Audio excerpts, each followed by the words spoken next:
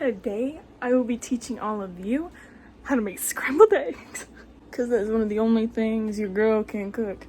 But anyway, get down to business. First, you pick your ticker, whatever this thing's called, and you bring it. I personally bring it to a solid 6. That's this big one. Oh, right here. And I get my pan of choice, which is always this one. Get it right on there.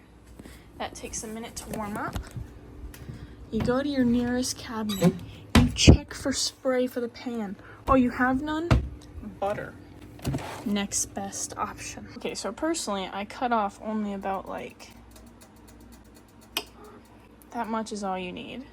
Put it in there, rub it around. But like I said, it's probably not extremely warm enough yet, but it'll melt it. But I like to get it up around the sides because it lets the egg, when it's on there, you can easily bring it back down to the middle. So it makes it for a easier wash.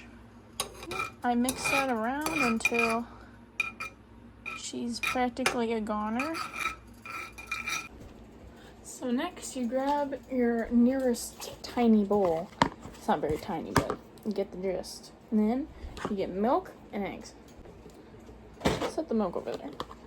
Eggs. Want an up close shot on the counter. Oh geez.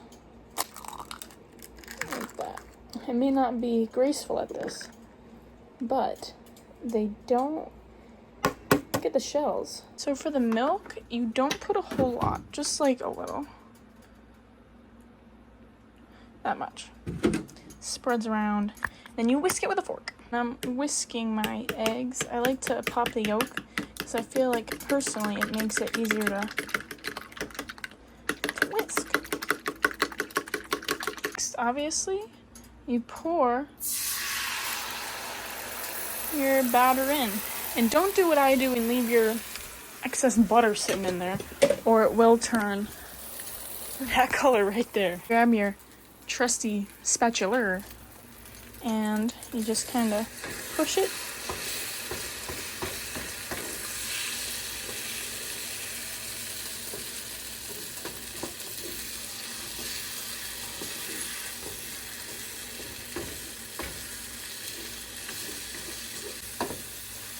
And I like mine a little more on the squishy side, not as cooked. So they are done.